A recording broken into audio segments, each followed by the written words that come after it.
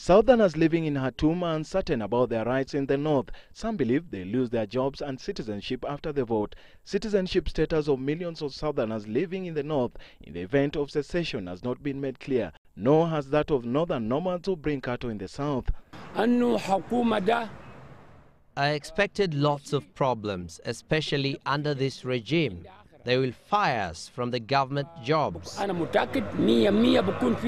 Some northern Sudanese officials in Khartoum have been saying that Southerners could lose their citizenship rights if the South secedes, sparking fear and confusion among Southerners living in the north. In Mandela refugee camp 20 kilometers south of Khartoum, tens of thousands of Southerners live in poor conditions in an area that lacks infrastructure and health care.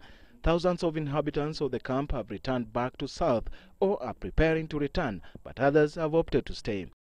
People here don't have water, don't have electricity, don't have anything. How can they live? Millions of Southerners fled north to escape fighting during the decades of conflict.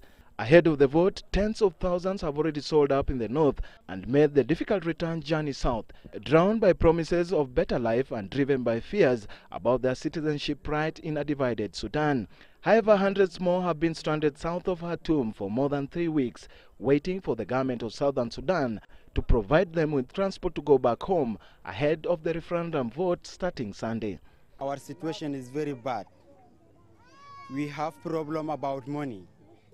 We need the government of South Sudan to come to bring money for those to take us to travel to Wow. But we need them, please.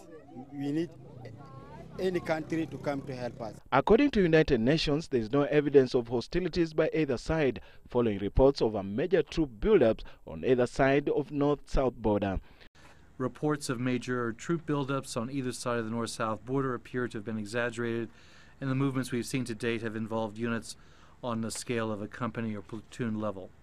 Sudanese President Omar al-Bashir on Tuesday said he would accept the result even if it was in favor of secession, but key issues remain unresolved as the vote approaches, and fierce rounds of negotiations are expected to follow on post-referendum arrangements with oil sharing, disputed border and citizenship at the top of the agenda.